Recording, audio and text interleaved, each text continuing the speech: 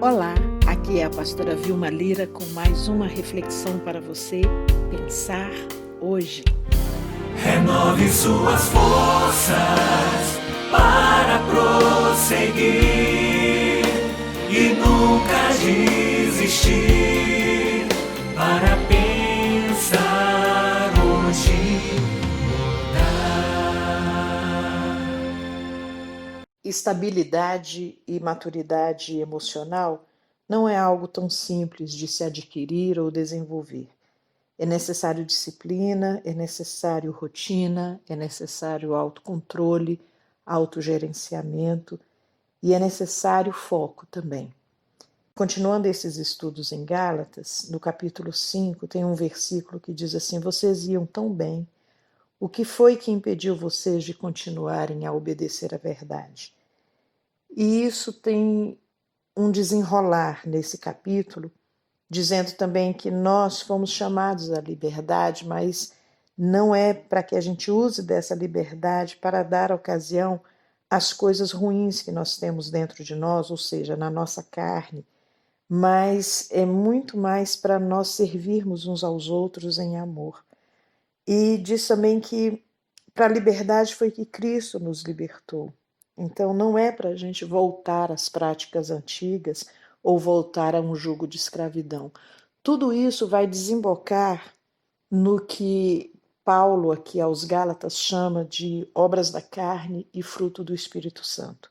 E meditando nesse capítulo 5 de Gálatas, eu fiquei pensando como em dias de crise é fácil a gente parar de viver e cultivar as coisas boas para o nosso espírito e começar a viver de uma forma que agrada muito mais aos nossos desejos, às nossas satisfações momentâneas.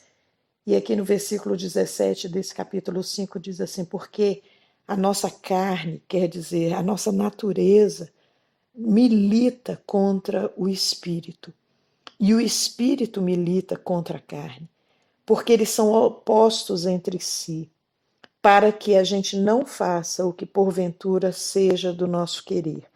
E aí eu me lembro de uma outra ocasião, lá na Epístola de Paulo aos Romanos, que ele fala assim, que o bem que ele deseja fazer, muitas vezes ele não faz, mas o mal que ele abomina, às vezes ele acaba fazendo.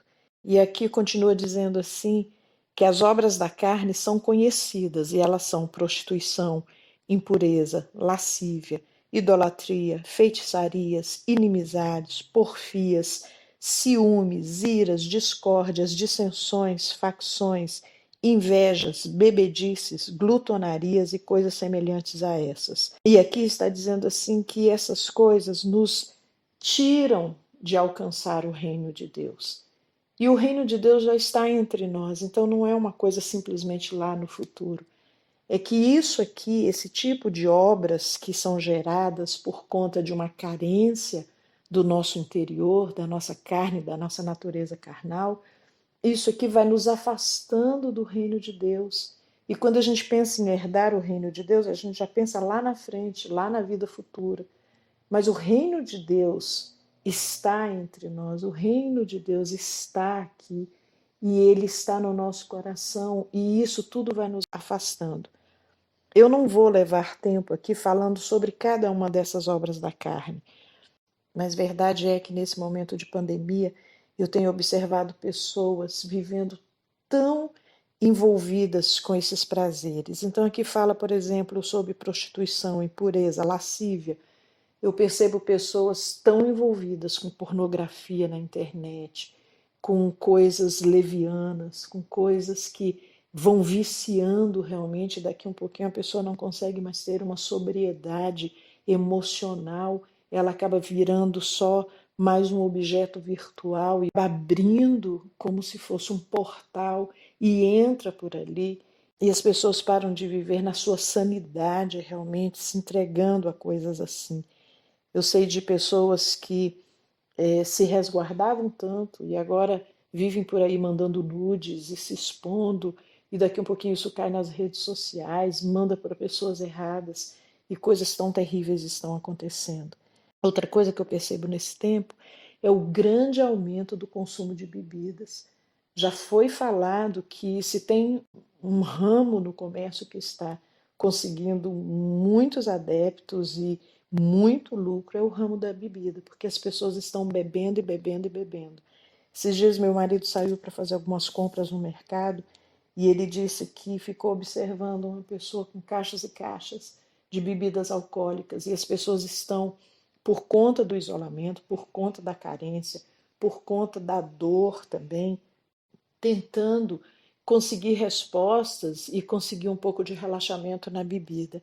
E é interessante que a bebedeira ou a bebedice, ela é condenada, porque isso tira a sobriedade das pessoas. Eu tenho percebido pessoas entrando nas redes sociais e postando assim vídeos com elas totalmente bêbadas, e são pessoas assim que pareciam sóbrias, pareciam pessoas equilibradas, mas agora já perderam a compostura, já falam o que não deviam. E algumas pessoas, às vezes, no secreto também, toda hora bebe alguma coisinha. E isso vai criando realmente um hábito, virando um vício, e daqui um pouquinho está levando a pessoa a um estado lastimável. Uma outra questão também é a glutonaria, é o comer, comer e comer, comer por comer. A gente vê nas piadas dos grupos, nas piadas nas redes sociais, sobre o tanto que a gente está engordando nessa pandemia, porque a ansiedade nos leva a comer muito. E eu tenho conversado com algumas pessoas nas sessões de terapia sobre começar a olhar para a comida e perguntar realmente: eu estou precisando disso? Realmente eu estou com fome? Fazer algumas perguntas antes de dar a primeira garfada, ou antes de comer o próximo biscoito, ou antes de ir ali e comer chocolate, doces, etc. Pergunte: eu estou precisando disso realmente? E uma outra coisa que tem funcionado comigo também é quando eu começo a comer, mesmo depois de eu fazer essa pergunta e dentro de me dizer, não, não estou precisando, mas estou precisando, né? Porque a ansiedade vai tomando conta e eu estou com vontade, a boca começa a salivar, eu preciso me preencher de alguma coisa. Então, mesmo quando essa primeira pergunta não dá certo comigo, eu tenho pensado assim: eu estou comendo e eu estou mastigando veneno para mim, eu estou me intoxicando. E eu confesso que isso tem me ajudado muito. Do início da pandemia até agora, eu diminuí muito o tanto que eu estava comendo e a aceleração que eu estava comendo. Então, isso também é uma obra da carne que vai nos tirando do normal. Tem pessoas que estão angustiadas pelo tanto que estão comendo. Tem mulheres que já estão entrando em depressão porque estão gordas, porque estão aumentando demais o seu peso e elas não conseguem parar. Então, uma coisa vai gerando outra e gerando outra, e vai virando um círculo vicioso e a pessoa não consegue sair daquilo. Outro viés dessas obras da carne são as inimizades, as porfias, os ciúmes, as iras, as discórdias, as dissensões e as facções. Todos nós estamos vendo que o nosso Brasil, principalmente, está entregue a isso. Um puxa de um lado, outro fala do outro, um publica uma fake news, o outro briga com o amigo, com o parente por causa de um ou outro político. E a gente vai tendo opiniões e a gente vai vendo também que na família as coisas vão começando a se pegar, porque são muitos dias todo mundo junto, todo mundo aglomerado em família, ou então, por outro lado, algumas pessoas muito solitárias, então, onde elas têm a oportunidade de desabafar é no grupo da família, é no grupo dos amigos, nas redes sociais, e aí começam essas coisas, as pessoas estão muito armadas, elas estão muito doídas, então elas despejam, elas vomitam umas nas outras. Tudo isso e mais algumas coisas aqui são citadas como essas obras que militam dentro da gente, tirando a nossa sanidade, seja espiritual, seja emocional. E aqui está dizendo, olha, quem age desse jeito não vai herdar o reino de Deus. E o herdar o reino de Deus, mais uma vez eu repito, não é apenas lá no futuro, é agora. Porque o reino de Deus, ele é feito de paz, de justiça, de alegria. E quanto mais nós incorporamos esse reino, quanto mais nós vivemos esse reino, quanto mais nós vivemos nos princípios desse reino, mais alegria, paz e justiça nós temos. Quanto mais nós deixamos que essa luta entre a natureza humana, a natureza carnal e o espírito seja vencido pela carne, menos paz, alegria, justiça nós vamos conseguindo. E aqui o texto continua dizendo, no versículo 20, mas olha, existe o fruto do Espírito. E o fruto do Espírito ele é composto de alegria, de paz, de longanimidade, de benignidade, de bondade, de fidelidade, de mansidão, domínio próprio. E contra essas coisas não tem lei nenhuma. Você pode esbanjar isso.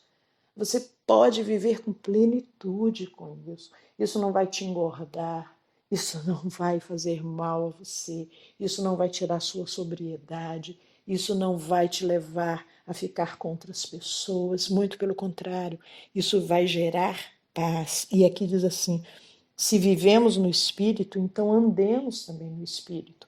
Então, se nós somos pessoas do bem, e eu creio que a grande maioria das pessoas são pessoas do bem, não existe alguém que seja tão mal que não tenha um pouco de bem em si ou de bondade em si, mas se nós somos pessoas que dizemos viver assim, então que as nossas obras, que o nosso fruto mostre isso também. Então nesse dia, para um pouco para pensar.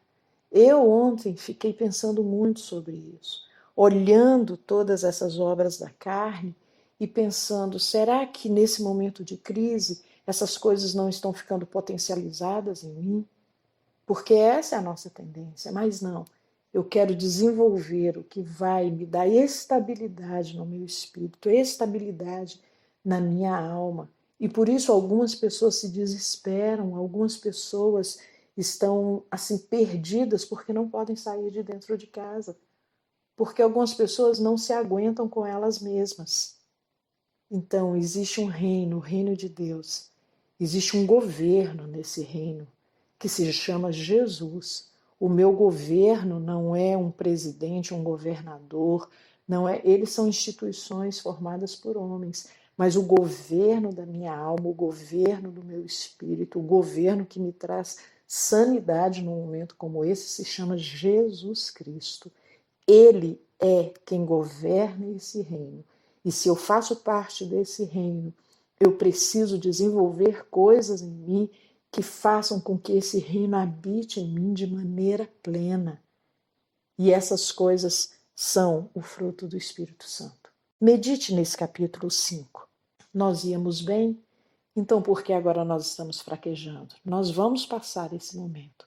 Tudo isso vai passar e nós vamos sair do outro lado vencedores. E se você não vinha bem, comece agora, comece a cultivar o que vai dar ânimo e o que vai dar estabilidade emocional e o que vai trazer o reino de Deus para dentro de você cada vez mais. Viva nessa dimensão. Que Deus te abençoe e proteja a sua família. Para pensar hoje.